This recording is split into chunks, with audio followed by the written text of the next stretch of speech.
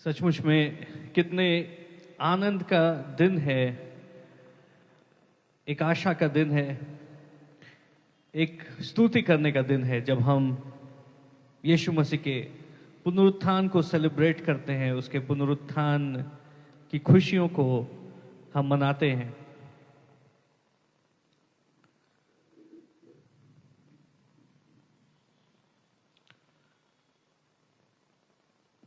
आज की सर्विस हमने टीम के साथ बातचीत की और हमने डिसाइड किया कि आज की सर्विस हम लोग बहुत लंबी नहीं करेंगे।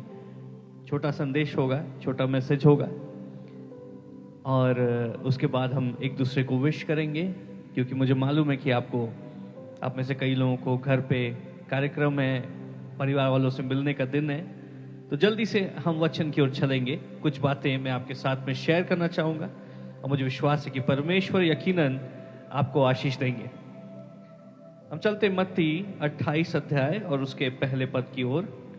सबत के दिन के बाद सप्ताह के पहले दिन पौ फटते ही मरियम मगदलिनी और दूसरी मरियम कब्र को देखने आई। हालेलुया। सबत के दिन के बाद सप्ताह के पहले दिन पौ फटते ही मरियम मगदलिनी और दूसरी मरियम कब्र को देखने के लिए आई। जरा गौर करें कि उस समय परिस्थिति कैसी रही होगी। जब यीशु मसीह को क्रूस पर चढ़ाया गया तो मरियम के हृदय पे क्या बीती होगी, चेलों के हृदय पे क्या बीती होगी। उनका साहस टूट गया होगा, उनकी आशा टूट गई होगी, उनका आनंद चला गया होगा। ऐसा लगता होगा जैसे कि किसी घोर निराशा ने उनको घेर लिया है। ऐसा लगता है जैसे कि जिस अंधकार ने पृथ्वी को उस समय ढांक लिया था, उस अंधकार ने उनके जीवन को, उनके भविष्य को भी ढांक लिया है। यीशु मसीह का शरीर जब वो क्रूस पर से उतार रहे थे, उस शरीर में जान नहीं थी और तब वो बातें उनके कानों में गूंजती थी जब यीशु मसीह कहते कि मार्ग, सत्य और जीवन मैं हूं। अगर जीवन यीशु मसीह है तो ऐसा कैसे संभव है कि उसका शरीर आज मृत है, उसमें सांसें नहीं है, उसमें जीवन नहीं है। वो कहता सच्चा चरवाहा मैं हूं, और अगर सच्चा चरवाहा घात किया गया है, सच्चा चरवाहा अब जीवित ना रहा, तो अब परमेश्वर के लोगों की देखभाल कौन करेगा, उनका ख्याल कौन करेगा। क्योंकि जिस चरवाहे के ऊपर आशा रखी हुई थी, उसका शरीर, उसमें जीवन नहीं। वे उसकी लाश को लेकर के, जिसमें सांसें नहीं चल रही, जिसमें नब्ज नहीं चल रही, बड़े भारी हृदय के साथ वो उसको कब्र में डालते। यीशु ने कहा कि जीवन की रोटी मैं हूं, जीवन का जल मैं हूं, जो मुझको पिएगा वो फिर कभी प्यासा नहीं होगा। ऐसे कैसे मुमकिन है कि जीवन के जल में अब जान नहीं बची है? There is no life in the living waters. हर एक बात जो यीशु मसीह ने कही, वो कहता कि पिता और मैं एक हैं। वो कहता कि मैं यावे हूं, आई एम। लेकिन ऐसा कैसे मुमकिन है कि जो यावे है, जो अपने आप को कहता है कि मैं परमेश्वर हूं, पिता और मैं एक हैं, आज वो मर गया।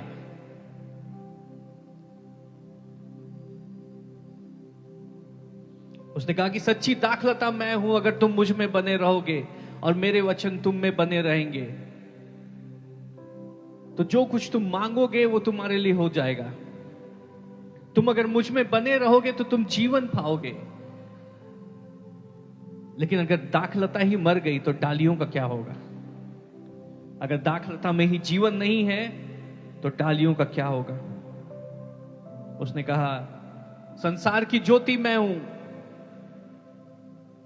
जो कोई मुझ में चलेगा वो ज्योति में चलेगा।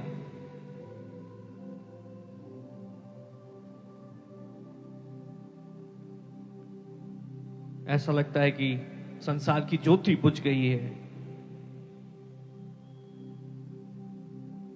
उसने कहा कि मसीह मैं हूं, वो जिसका तुम इंतजार करती हो कि मसीह आएगा, वो मसीह मैं हूं। मसीह का मतलब होता है छुटकारा देने वाला, उद्धार करता। लेकिन अगर उद्धारकर्ता खुद ही नाश हो गया, उद्धारकर्ता के शरीर में खुद ही जीवन नहीं है, तो कैसे वो हमारा उद्धार करेगा? और चेलों के जहन में, उनके विचारों में ये सारी बातें गूंज रही है। यीशु ने इन सारी बातों को कहा और हमने उस पर विश्वास किया। पतरस सोचता है कि यीशु ने कहा कि सब कुछ छोड़ के मेरे पीछे हो ले, और मैंने अपने बिजनेस को छोड़ दिया, मैं यीशु मसीह के पीछे हो लिया। यूहन्ना बोलता है मैंने अपने सब काम काज को छोड़ दिया, मैं यीशु मसीह के पीछे हो लिया। मैंने अपना सारा जीवन, सारी बातें यीशु के पीछे चलने के लिए छोड़ दी। अब क्या होगा? क्या मैं वाकई वापस अपने उस बिजनेस की ओर जाऊंगा जो बिजनेस अब बंद हो चुका है? हमें तो लगा था कि हम यीशु मसीह के पीछे चलेंगे और परमेश्वर की बड़ी महिमा को देखेंगे, लेकिन अब लगता है जैसे सब खत्म हो गया। भविष्य में क्या है समझ में नहीं आ रहा। आगे अंधकार दिखाई दे रहा है, निराशा दिखाई दे रही है। मत्ती, लूका, जितने चेले, वे सब घबराए हुए, वे सब डरे हुए। पहली बात, उनकी आशा टूट गई है। दूसरी बात की रोमी उनको खोज रहे हैं, यीशु मसीह के चेलों को खोज रहे हैं, ताकि जिस प्रकार से यीशु को क्रूस पे चढ़ाया गया, उसी प्रकार से उनके चेलों को भी पकड़ पकड़ के प्रताड़ित किया जाए, उनको जेल में डाला जाए, क्योंकि ये उपद्रवी है। ये ऐसी बातों को प्रचार करते हैं जो कि इजराइल की प्रजा में एक नई चेतना लेकर के आती है। अब वे सदूकियों और फरिस्तियों की व्यवस्था को क्वेश्चन करने लगते हैं, उसके ऊपर प्रश्न उठाने लगते हैं, वो परमेश्वर की बातों के अनुसार प्रश्न करने लगते हैं। इसलिए यीशु मसीह के बाद रोमी साम्राज्य, सदूकी और फरीसी इस फिराक में है कि यीशु मसीह के चेलों को कैसे पकड़े। तो चेले सब भागे हैं, वो डरे हैं। उनका चरवाहा नहीं, उनका उद्धारकर्ता नहीं, उनका मसीह नहीं, उसकी लाश कब्र में रखी हुई है। आज एक पल के लिए सोचे कि अगर यीशु मसीह हमारे जीवन में नहीं होता तो हमारा जीवन कैसे अंधकार में होता। अगर उस दिन उस कब्र में यह कहानी खत्म हो गई होती कि एक व्यक्ति आया जिसने बड़ी बड़ी बातों को किया, बड़े बड़े आश्चर्य कर्म को किया, लोग उसके पीछे हो लिए, उसने अंधों को आंखें दी, उसने बहरों को कान दिए, उसने कोढ़ियों को शुद्ध किया, दुष्ट आत्माओं को निकाला, मुर्दों को जिलाया, लेकिन फिर एक दिन उसको क्रूस पे चढ़ाया गया और वो मर गया।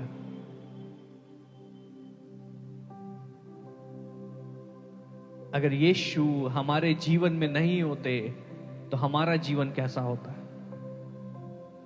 एक बड़ा भारीपन, एक निराशा लेकर के मरियम मगदलिनी और मरियम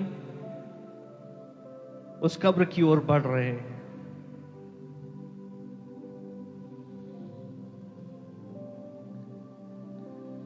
वचन इस प्रकार से बताता है, दूसरा पद पढ़ेंगे। और देखो एक बहुत बड़ा भूकंप हुआ, देखो एक बहुत बड़ा भूकंप हुआ, क्योंकि प्रभु का एक दूत स्वर्ग से उतरा और पास आकर उसने पत्थर को लुढ़का दिया, और उस पर बैठ गया। पढ़ते जाएं। उसका रूप बिजली का सा और उसका वस्त्र पाले की नाई उज्ज्वल था। हालेलुया। उसका रूप बिजली का सा और उसका वस्त्र पाले की नाई उज्ज्वल था। उसके भय से पहरुए कांप उठे और मृतक समान हो गए। यीशु मसीह की कब्र के सामने रोमी लोगों ने पहरेदारों को बैठाया था, अपने सबसे अच्छे कमांडोज को उन्होंने बैठाया था, क्योंकि सदूकी और फरीसियों ने इस बात को कहा था कि ये यीशु कहता था कि तुम इस मंदिर को गिरा दोगे और तीसरे दिन मैं इसको फिर से खड़ा कर दूंगा। उसने कहा ये शरीर परमेश्वर का मंदिर है। यीशु ने कहा कि तुम मेरे शरीर को अगर नाश कर दोगे तो भी मैं तीसरे दिन इसको फिर से खड़ा कर दूंगा। वो कहता था तीसरे दिन मैं फिर जी उठूंगा। सदूकियों फरीसियों ने रोमी साम्राज्य से कहा कि हमें कमांडोज दो, क्योंकि ये अपवाह लोगों के बीच में है कि तीसरे दिन ये फिर से जी उठेगा। ये बार बार कहता था कि कोई मेरे प्राण मुझसे नहीं लेता है, मैं अपने प्राण इस संसार के लिए खुद देता हूं, मैं अपने आप को खुद कुर्बान करता हूं, और मेरे पिता ने मुझे अधिकार दिया है कि मैं अपने प्राण इस मनुष्यों के लिए दे सकता हूं और उसको वापस भी ले सकता हूं, और तीसरे दिन मैं फिर जी उठूंगा। सदूकी और फरीसी डरते थे। उन्होंने कहा कि अगर ये इसके चेले उसके शरीर को चुरा कर ले जाए और फिर ये अफवाह उड़ाएं, ये कहें कि वो फिर से जी उठा है, तो हमें एक नई मुसीबत का सामना करना पड़ेगा। तो इस बात को सुनिश्चित करने के लिए, इस बात को इंश्योर करने के लिए कि यीशु मसीह के शरीर को कोई चुरा ना पाए, यीशु मसीह के कब्र पे जो पत्थर था उस पे एक सील लगाई गई। हालेलुया। आपको मालूम है गवर्नमेंट किसी चीज को अगर सील कर देती है तो उसको बिना गवर्नमेंट के परमिशन के खोला नहीं जा सकता। रोमन साम्राज्य ने उस कब्र को सील कर दिया और उसके सामने पहरुओं को ठहराया, गार्ड्स को ठहराया, सैनिकों को ठहराया। ये हट्टे कट्टे बलवान सैनिक थे, सबसे अच्छे श्रेष्ठ सैनिकों को वहां ठहराया।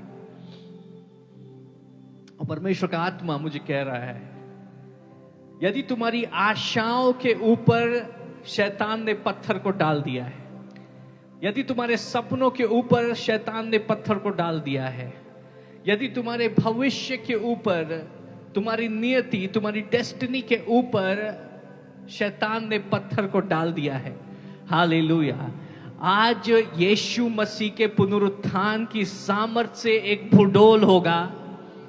स्वर्गदूत उतरेंगे और उस पत्थर को लुढ़का देंगे।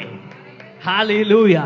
तुम्हारी आशाएं फिर जी उठेंगी, तुम्हारे सपने फिर जी उठेंगे, तुम्हारी डेस्टिनी फिर जी उठेगी, परमेश्वर की योजनाएं तुम्हारे लिए फिर जी उठेंगी, तुम्हारा आनंद फिर जी उठेगा, तुम्हारी आशा फिर जी उठेगी, तुम्हारी शांति फिर जी उठेगी। उस कब्र में यीशु थे। यीशु हमारी आशा है, यीशु हमारा भविष्य है, यीशु हमारे लिए सब कुछ है। हालेलुया। स्वर्गदूत जब उतरे वो बिजली के समान उतरे। आपने अगर देखा हो बिजली जब कड़कती है, अच्छे अच्छे लोग घबरा जाते हैं। जब धड़ाम से बिजली होती है, अच्छे अच्छे लोग वो कांप उठते हैं, लोगों के हृदय में एक डर आ जाता है। वचन बताता है कि स्वर्गदूत बिजली के समान उतरे और उन्होंने उस पत्थर को लुढ़का दिया। लेकिन स्वर्गदूत के उतरने के पहले यीशु मसीह जी उठे थे। हालेलुया।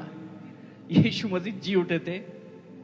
स्वर्गदूत उतरे, उन्होंने उस पत्थर को लुढ़काया और उस पर बैठ गए। स्वर्गदूत आनंद मना रहे हैं क्योंकि स्वर्गदूत रोए जब यीशु मसीह को क्रूस पे चढ़ाया गया था। स्वर्गदूतों ने विलाप किया जब यीशु मसीह के हाथों और पैरों में कीलों को डाला जा रहा था। लेकिन अब जब यीशु मसीह जयवंत हुए हैं तो स्वर्गदूत आनंद मना रहे हैं। और जैसे स्वर्गदूत आनंद मना रहे हैं, हमें भी आनंद मनाना चाहिए।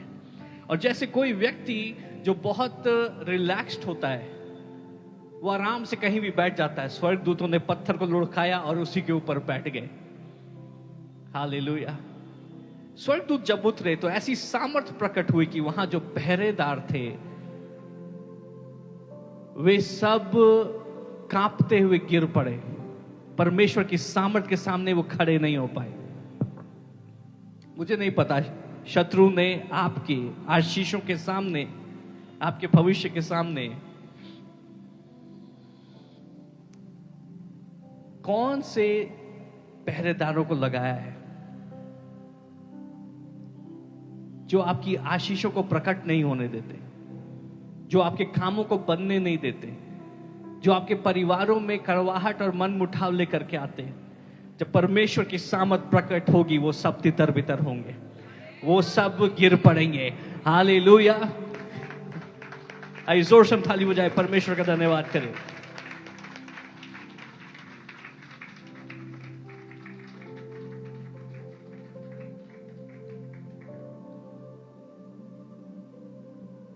स्वर्गदूतों ने स्त्रियों से कहा कि तुम मत डरो, मैं जानता हूं कि तुम यीशु को जो क्रूस पर चढ़ाया गया था ढूंढती हो। वो यहां नहीं है। हालेलुया। आज भी अगर आप इज़राइल जाएंगे तो यीशु मसीह की कब्र खाली है, वो वहां नहीं है। हालेलुया। वो कब्र खाली है, वो वहां नहीं है, वो मुर्दों में नहीं है। वचन बताता है वो यहां नहीं है, परंतु अपने वचन के अनुसार जी उठा है। आओ यह स्थान देखो जहां प्रभु पड़ा था, वो अपने वचन के अनुसार जी उठा है। जो उसने कहा उसने किया।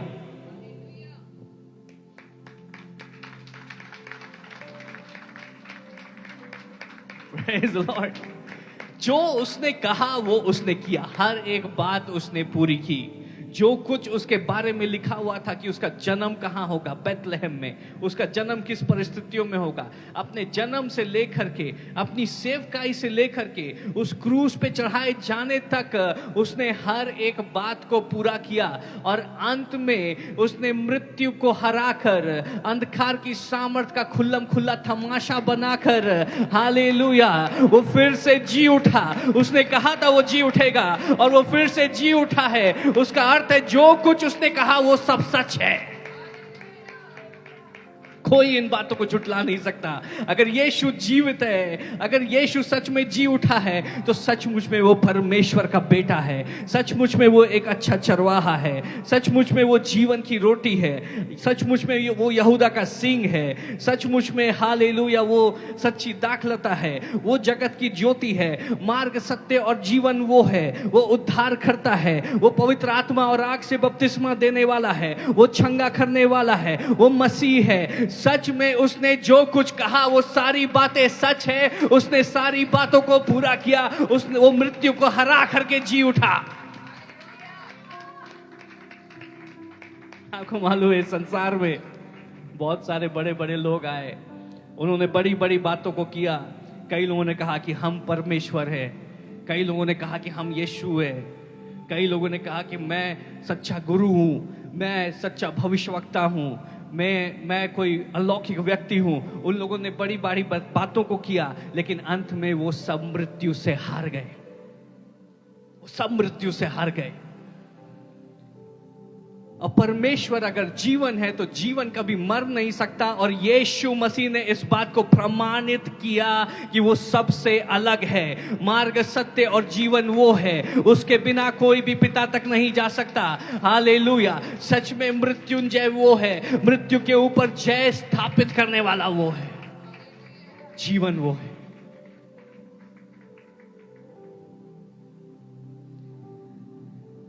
जब यीशु मसीह के शरीर को कब्र में डाला गया था तो यीशु मसीह उस समय अपने लहू की सामर्थ से उन्होंने पाप और श्राप का सारा मोल चुका दिया।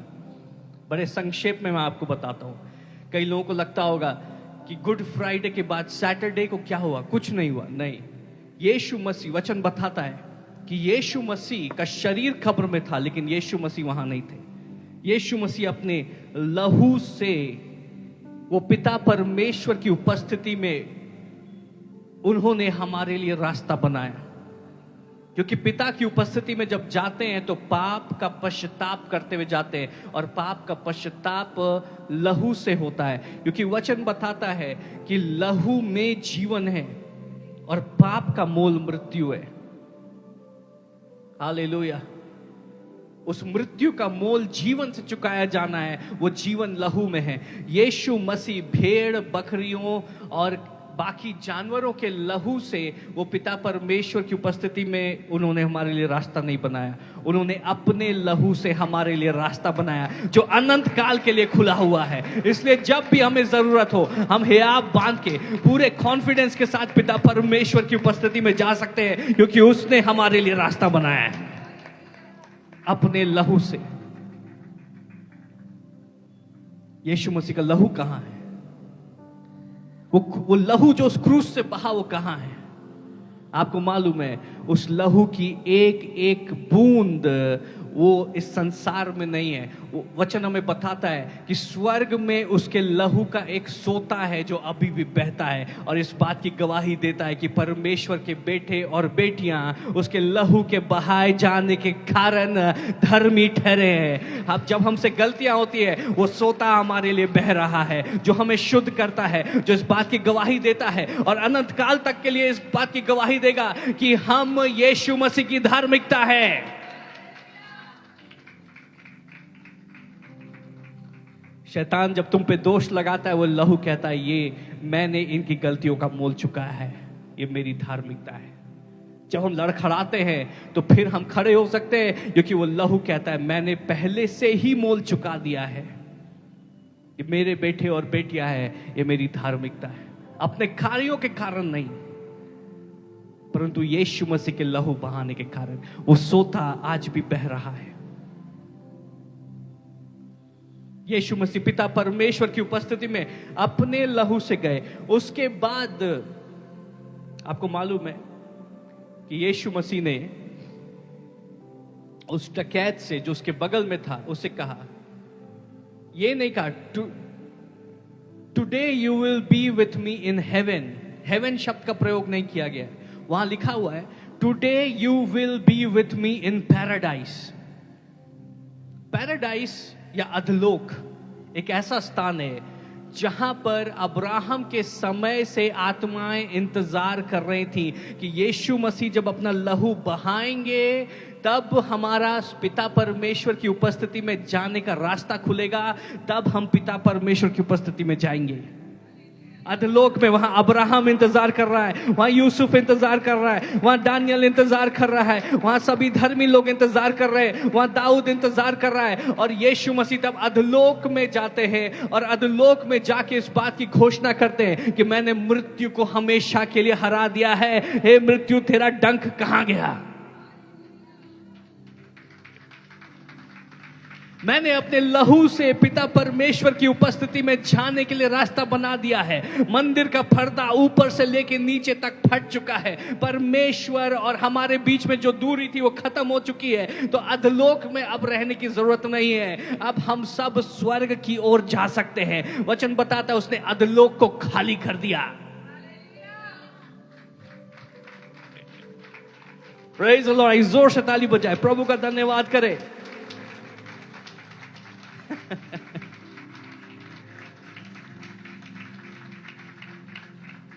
शैतान आया रोकने के लिए, मृत्यु आई रोकने के लिए। यीशु मसीह ने उनकी गर्दन पकड़ के उनका खुल्लम खुल्ला तमाशा बनाया, उनको परास्त कर दिया, अपने पैरों से रौंद दिया, बोला कि मृत्यु तू अब सदा के लिए हार गई है, अब तेरा मेरे बेटे और बेटियों के ऊपर कोई अधिकार नहीं है। जो यीशु पे विश्वास करते वो कभी नहीं मरेंगे।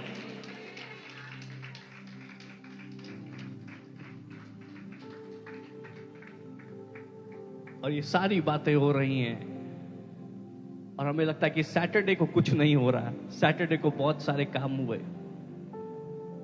और जब ये सब बातें हो गई, पर यीशु ने अपनी जीत को स्थापित कर दिया। फिर वो पिता परमेश्वर की उपस्थिति में गया और वहां बड़ा आनंद मनाया गया, बड़ा उत्सव हुआ और यीशु मसीह पिता परमेश्वर के दाहिनी ओर विराजमान हुए। Come on, let's clap for the Lord. Praise the Lord. तो उसका अर्थ क्या है? पहली बात, अगर यीशु मसीह के पुनरुत्थान से ये गवाही होती है कि जो कुछ यीशु मसीह ने कहा वो सब कुछ सच है, वो सारी बातें सच है। हम उसकी बातों पे विश्वास कर सकते हैं। वो कोई बड़ी बड़ी बातें करने वाला टींग मार व्यक्ति नहीं था, वो सच में परमेश्वर का बेटा है। वो सच में मसीह है।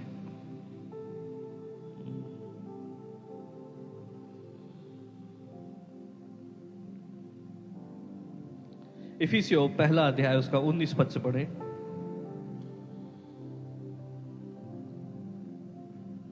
और उसकी सामर्थ हमारी ओर जो विश्वास करते हैं, उसकी सामर्थ हमारी ओर जो विश्वास करते हैं कितनी महान है। उसकी शक्ति के प्रभाव के उस कार्य के उसके शक्ति के प्रभाव के उस कार्य के अनुसार जो उसने मसीह के विषय में किया। हालेलुया, पढ़ते जाएं। उसको मरे हुओं में से जलाकर स्वर्गीय स्थानों में अपनी जो उसने मसीह के विषय में किया कि उसको मरे हुओं में से जिलाकर स्वर्गीय स्थानों में अपनी दाहिनी ओर बैठाया।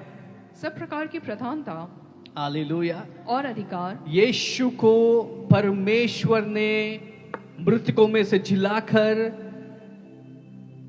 अपने दाहिनी ओर बैठाया। सब प्रकार के प्रधानता और अधिकार, पढ़ते जाएं, और सामर्थ और प्रभुता के, और हर प्रधानता, अधिकार, सामर्थ और प्रभुता और हर एक नाम जो न केवल इस लोक में लिया जाएगा पर आने वाले लोक में लिया जाएगा, उन सभी बातों के ऊपर यीशु मसीह को ठहराया गया है।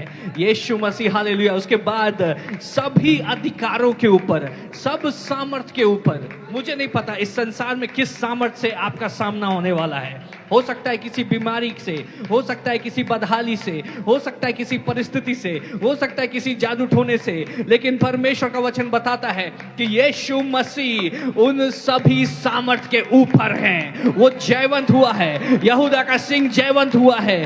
और प्रेज द लॉर्ड,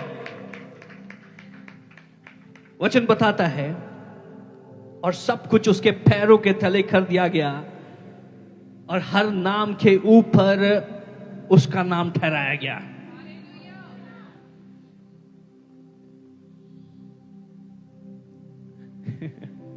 जब बीमारी आके कहती है तुम्हारा समय अब खत्म हुआ,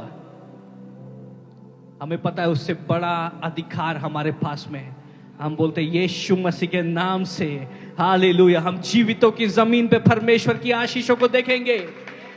हम दीर्घायु की आशीष यीशु मसीह के नाम से देखेंगे। बीमारी तेरे नाम से बड़ा मेरे यीशु का नाम है, तेरे अधिकार से बड़ा मेरे यीशु का नाम है। जब बदहाली कहती है अब खत्म हुआ, अब तुम परेशानी में रहोगे, अब तुम कंगाली में रहोगे, हम बदहाली को कहते हैं बदहाली सुन, तेरी सामर्थ खत्म हुई। उस क्रूस की तरफ देख जहां तेरा खुल्लम खुल्ला तमाशा बनाया गया। यीशु मसीह का नाम तेरे नाम से बड़ा है, यीशु मसीह के नाम में उससे ज्यादा अधिकार है। हम यीशु के नाम से इस बात की घोषणा करते कि स्वर्ग की बहुतायत को हम अपने जीवन में देखेंगे। हालेलुया। जब निराशा आकर के, जब हार आकर के आपको डराती है, जब घबराहट आती है, हम कहते हैं यीशु मसीह का नाम बड़ा है।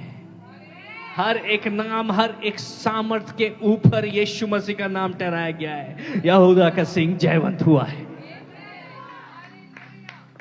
Praise the Lord. वचन बताता है सब कुछ उसके पैरों के नीचे करके उसको कलीसिया का सिर ठहराया गया। हालेलुया। और कलीसिया को दिया गया। इफिसियों 2 अध्याय उसका 6 पद क्या कहता है? तो इफिसियों 2 अध्याय उसका 6 पद। और मसीह यीशु में उसके साथ उठाया और स्वर्ग के स्थानों में उसके साथ बैठाया। हालेलुया। वचन बता रहा है जब यीशु मसीह जी उठे तो केवल यीशु मसीह नहीं जिए, यीशु मसीह के साथ मैं और आप भी जी उठे। हमने यीशु मसीह में पहले ही मृत्यु को हरा दिया है। जब यीशु मसीह जी उठे तो मैं और आप उसके साथ जी उठे। और वचन बताता है उसमें, यीशु में हम स्वर्गीय स्थानों में उसके साथ बैठे हुए। Come on, hallelujah, somebody praise the Lord. हम यीशु के साथ बैठे हुए हैं। और यीशु कहाँ बैठे हुए? हर एक प्रधानता, हर एक अधिकार, हर एक सामर्थ, हर एक नाम जो ना से केवल इस लोक में लिया जाएगा पर आने वाले लोक में लिया जाएगा। हालेलुया। इस पृथ्वी के ऊपर, आसमान के नीचे जो भी सामर्थ है उन सब के ऊपर यीशु मसीह है। और यीशु मसीह के साथ मैं और आप बैठे हुए हैं। और आपकी स्तुति छोटी है, आपकी स्तुति छोटी है। हालेलुया, जय घोष करें। यीशु में हम जयवंत हैं, यीशु में हम जयवंत हैं, यीशु में हम अधिकार के स्थान में हैं, उसकी जय में हमारी जय है। वचन बताता है यीशु में तुम जयवंत से बढ़ के हो। अगर मसीह तुम्हारे साथ है तो तुम्हारे विरोध में कौन खड़ा हो सकता है?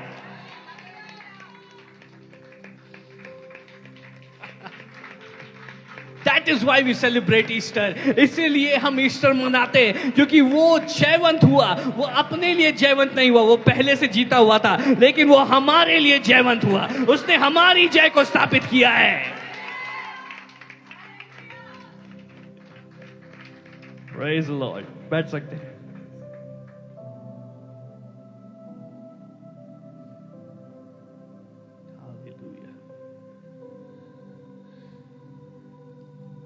वो जी उठा है, उसने मृत्यु को हरा दिया।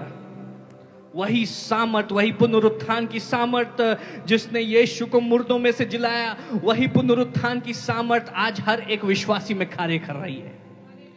आप इस दुनिया के सबसे पावरफुल एनर्जी सोर्स को ले सकते हैं, आप सबसे पावरफुल न्यूक्लियर रिएक्टर को ले सकते हैं, आप सबसे पावरफुल हाइड्रोजन एटॉमिक बॉम्ब को ले सकते हैं। आपको मालूम है कि आपके अंदर जो पवित्र आत्मा की सामर्थ बह रही है, वही पवित्र आत्मा जिसकी सामर्थ से इस सृष्टि की रचना हुई, वही पवित्र आत्मा जिसकी सामर्थ से चांद तारों की रचना हुई, वही पवित्र आत्मा जिसकी सामर्थ से ये सृष्टि संभाली जाती है, वो पवित्र आत्मा की सामर्थ जो किसी भी न्यूक्लियर रिएक्टर से ज्यादा है, जो किसी भी पावर सोर्स से ज्यादा है, वो डुनामिस पावर वो आपके अंदर कार्य कर रही है। वो पुनरुत्थान की सामर्थ आपके अंदर कार्य कर रही है, वो आपके अंदर है। आपको पता नहीं है कि आप कितने पावरफुल है। हालेलुया।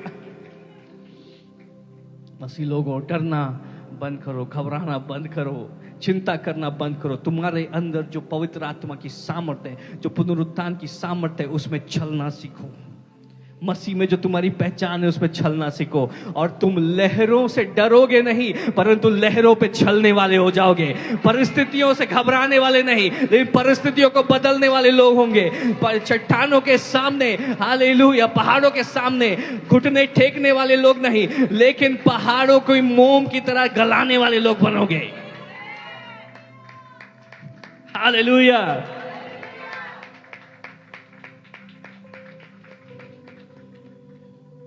जो कुछ उसने कहा था वो सब पूरा हुआ। उसका अर्थ ये है कि उसने जब कहा कि मैं पिता के पास जाता हूं तुम्हारे लिए जगह तैयार करने, तो स्वर्ग में आपके लिए आलीशान भवन बन के तैयार हो रहा है। पिता परमेश्वर की उपस्थिति में आपके लिए शानदार जगह तैयार हो रही है। यीशु मसीह आपके लिए जगह तैयार कर रहे हैं। आपको इस पृथ्वी पर, हालेलुया, निराशा में हमेशा नहीं रहना है, आंसुओं को बहाते हुए नहीं रहना है। वो कहता है कि वो हमारी आंखों से हर एक आंसू को पोंछ डालेगा। वो कहता है मैं पिता के पास जाता हूं तुम्हारे लिए जगह तैयार करने, और मैं वापस आऊंगा। एक दिन हम देखेंगे कि बादल फट जाएंगे, हालेलुया, आकाश में उसकी महिमा को देखेंगे, तुरही को बजता हुआ देखेंगे, स्वर्गदूत की सेनाओं को आता हुआ देखेंगे, उसकी महिमा को देखेंगे, और यीशु मसीह बादलों पर आएगा मुझको और आपको लेने के लिए। उस दिन वो हमारी आंखों से हर एक आंसू को पोंछ देगा। उस दिन वो हमारे हौसले को नया करेगा। उस दिन हमारा आनंद नया होगा। जो कुछ हमारा चुराया गया, जो कुछ हमने खोया, वो सब कुछ हमें लौटा दिया जाएगा। हम अपने प्रियजनों को मिलेंगे। हम अपने प्रियजन जो परमेश्वर में सो गए हैं, उन सब के साथ आनंद मनाएंगे, और वो आनंद अनंत काल का होगा।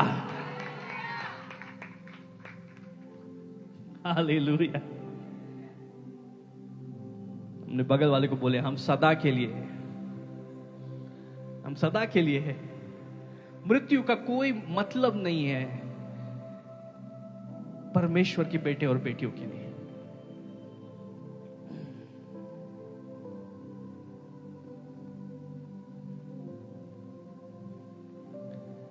Hallelujah, praise the Lord. मैं चाहता तो और गहरे प्रकाशन को आपके साथ शेयर करता, लेकिन आज समय का हमें थोड़ा ख्याल रखना है। आपको मालूम है कि आपका शरीर आपको सीमित कर रहा है। इस समय आप चाहे तो आप स्विट्जरलैंड जा सकते हैं, इस समय अगर आप चाहें हालेलुया तो आप स्वर्ग घूम के आ सकते हैं। इस समय अगर आप चाहे तो आप जहां आप रेगिस्तान घूमना चाहते हैं रेगिस्तान घूम सकते हैं, आप समुद्रों के ऊपर उड़ सकते हैं, लेकिन आपका शरीर आपको सीमित कर रहा है। आप अपना शरीर नहीं है और आपकी आत्मा के लिए मृत्यु नहीं है। हालेलुया। परमेश्वर ने हमारी आत्मा के लिए जीवन हमेशा के लिए सुनिश्चित किया है। इतना ही नहीं, लेकिन ये शरीर जो है ये पुरानी टेक्नोलॉजी है। यीशु मसीह में हमें नई शरीर मिलेगी। थोमा के विषय में कितने लोग जानते हैं? थोमा वही यीशु मसीह का चेला है जो भारत आया। और भारत देश कितना आशीषित है कि यीशु मसीह के 12 चेलों में से एक चेला यीशु ने भारत के लिए भेजा। और थोमा वही है जो कहता है, जब लोग कहने लगे यीशु जी उठाए, यीशु जी उठाए, थोमा ने कहा मैं ऐसे विश्वास नहीं करूंगा, मैं सुनी सुनी बातों पे विश्वास नहीं करूंगा जब तक उसके हाथों में वो जहां कीले ठोकी गई थी उस घाव में अपनी उंगली नहीं डाल लेता, उसके पिंजर में जहां पे भाला मारा गया था वहां अपनी उंगली नहीं डाल लेता, तब तक मैं विश्वास नहीं करूंगा। और वो इस बात को कर ही रहे थे। दरवाजे बंद थे, खिड़कियां बंद थी, और यीशु मसीह दीवार में से आर पार होके उनके बीच में आ गए।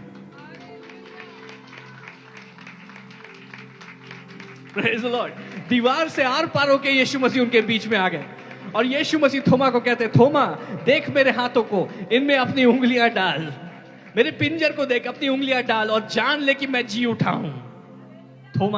थोमा टूट गया, वो आनंद से भर गया, वो प्रभु की महिमा करने लगा, उसकी आराधना करने लगा। उसने कहा मैंने जान लिया कि यीशु तो जी उठा है। लेकिन ये कैसा शरीर है जो कि दीवार के आर पार हो जाता है और उसके बाद आप उसको स्पर्श भी कर सकते हैं? मतलब वो न्यू टेक्नोलॉजी वाला शरीर है, वो सीमित नहीं रहने वाला है। कितने को समझ में आ रहा है? जो नया शरीर यीशु मसीह हमें देंगे वो इस शरीर से कई गुना बेहतर होगा। और यीशु ने कहा मैं फिर से आऊंगा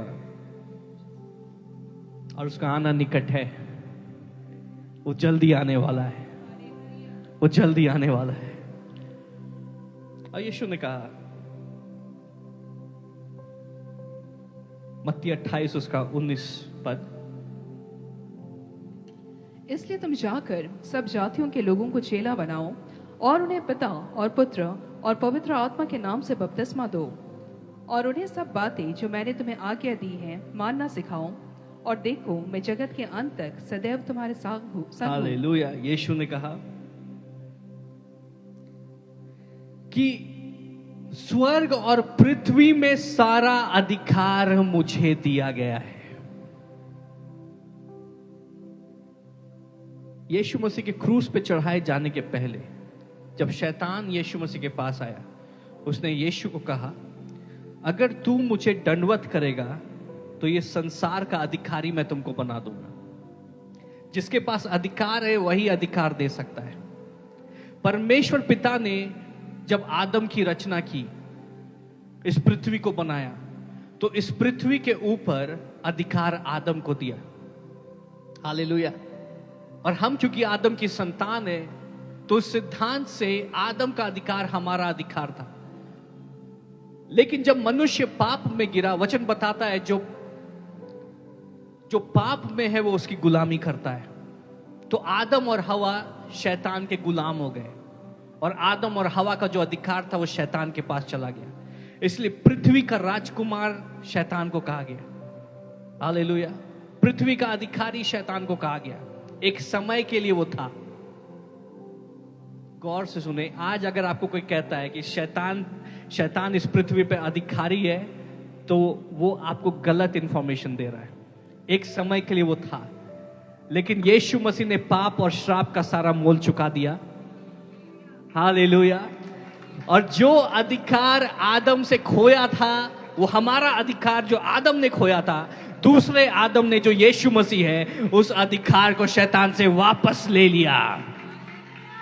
और यीशु मसीह कहते हैं स्वर्ग और पृथ्वी पे सारा अधिकार अब मेरे पास है। अगर मेरे पास है तो मुझ में तुम्हारे पास है। आज इस पृथ्वी का अधिकारी कौन है? आप और मैं है। हालेलुया। क्या आप आनंदित नहीं है कि इस पृथ्वी पे आपको अधिकार दिया गया है? हालेलुया। और यीशु कहते हैं स्वर्ग और पृथ्वी पे सारा अधिकार मुझको दिया गया है, इसलिए जाओ, जाके पूरे जगत में सुसमाचार का प्रचार करो। इस खुशखबरी को सबको सुनाओ कि यीशु ने तुमसे इतना गहरा प्रेम किया कि अपने आप को उस क्रूस पे कुर्बान कर दिया। परमेश्वर ने जगत से ऐसा प्रेम किया कि उसने अपना एक लौता बेटा दे दिया ताकि जो कोई उस पे विश्वास करे वो नाश ना हो परंतु अनंत जीवन पाए। जाओ और जाकर के बताओ कि ये सारी बातें पूरी हो चुकी है। अब बंधुआई में रहने की आवश्यकता नहीं है, अब बीमारी में रहने की आवश्यकता नहीं है, अब व्याकुलता में रहने की आवश्यकता नहीं है। परमेश्वर ने तुमसे प्रेम किया और अपने प्रेम के कारण तुम्हें स्वतंत्र किया है। जाओ उनको सिखाओ मेरे मार्गों पे कैसे चलना है। जाओ और उनको एक दूसरे से प्रेम करना सिखाओ। जाओ और उनको परमेश्वर से प्रेम करना सिखाओ। जब तक मैं आ रहा हूं यूं ही खाली हाथ मत बैठो, काम पे लग जाओ। हालेलुया। ये काम किसी बॉस ने तुमको नहीं दिया, किसी कंपनी ने तुमको नहीं दिया, ये काम तुमको परमेश्वर ने दिया है कि जाओ और जाकर के सुसमाचार सुनाओ। क्योंकि कई लोग अंधेरे में हैं जो जानते नहीं कि वो स्वतंत्र किए जा चुके हैं। कई लोग गुलामी में हैं, कई लोग बंधुआई में हैं। जाओ और उनको जाके बताओ कि यीशु ने तुम पे कैसी करुणा की है। आज ये कार्य हर एक विश्वासी का है। ये केवल पास्टर का काम नहीं है, ये केवल लीडर्स का काम नहीं है, ये काम हर एक विश्वासी का है कि हम जा करके इस खुशखबरी को उनके साथ साझा करें। मत्ती 10 अध्याय और 7 पद में यीशु ने कहा, the kingdom of haven has come near. स्वर्ग का राज्य तुम पे आ चुका है। बीमारों को चंगा करो, मूर्तों को जिलाओ, जो अशुद्ध हैं उनको शुद्ध करो, दुष्टात्माओं को निकालो। सेंत में तुमने पाया है, सेंत में तो और इसी में तुम्हारी आशीष है, इसी में तुम्हारी आशीष है। हालेलुया। जब प्रभु ने जो हमें कार्य दिया उस कार्य को हम करते हैं, उसमें हमारी आशीष है, उसमें हमारा छुटकारा है, उसमें हमारी चंगाई है, उसमें हमारी उन्नति है, उसमें हमारी महिमा है। तो हम प्रभु का धन्यवाद करते हैं। यीशु ने जो कुछ कहा वो सब सत्य है, उसमें हम जयवंत से बढ़ के और वो फिर आने वाला है, ये हमारी आशा है। आइए अपने स्थानों पे हम खड़े हो जाए। मैं चाहूंगा कि लीडर्स कम्युनियन की तैयारी करें। आर्यन आ जाएंगे।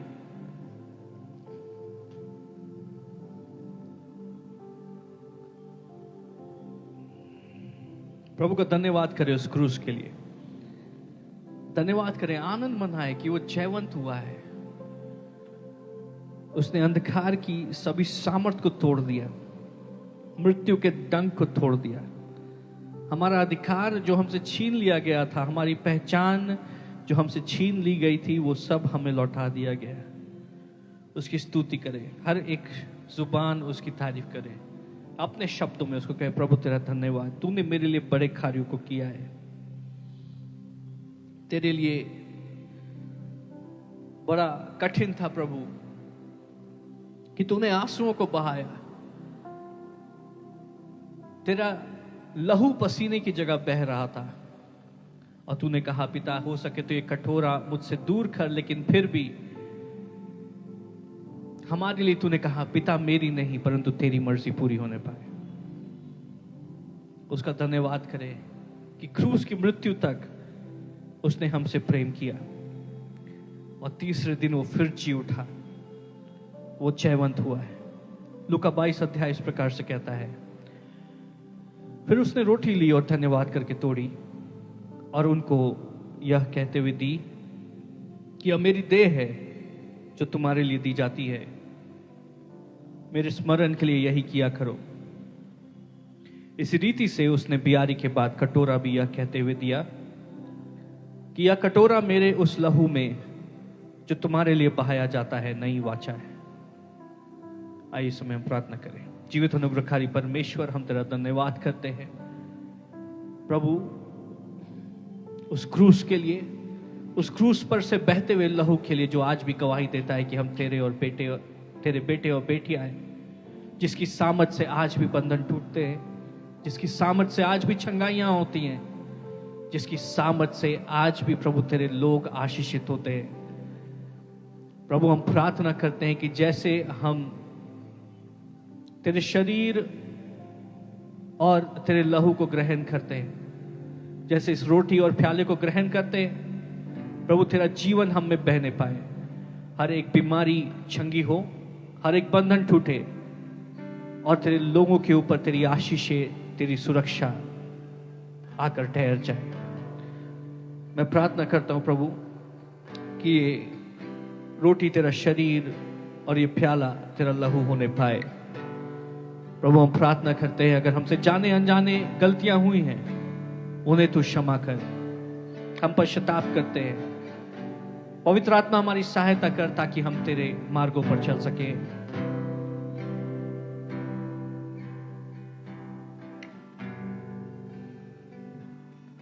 प्रभु हम तेरा धन्यवाद करते हैं, यीशु के नाम से मांगते हैं, आमीन। इस समय कम्युनियन बांटेंगे।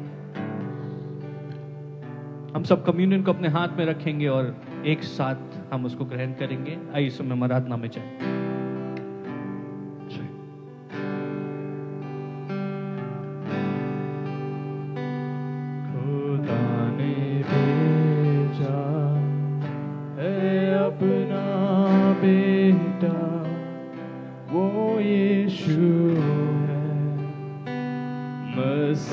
सबका मेरे खातिर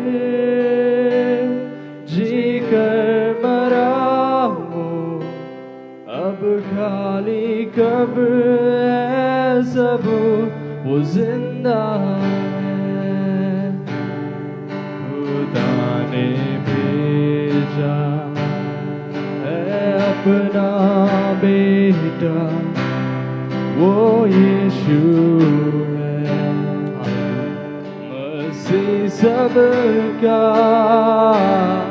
मेरे खातिर जी कर मरा हो, अब खाली कब्र है सब वो जिंदा है, वो जिंदा है। करूं कल का सामना, वो जिंदा है। डर मिट गया, अब है यकीन मुझको, मेरा भविष्य उसकी यादों में सुरक्षित है, वो जिंदा है।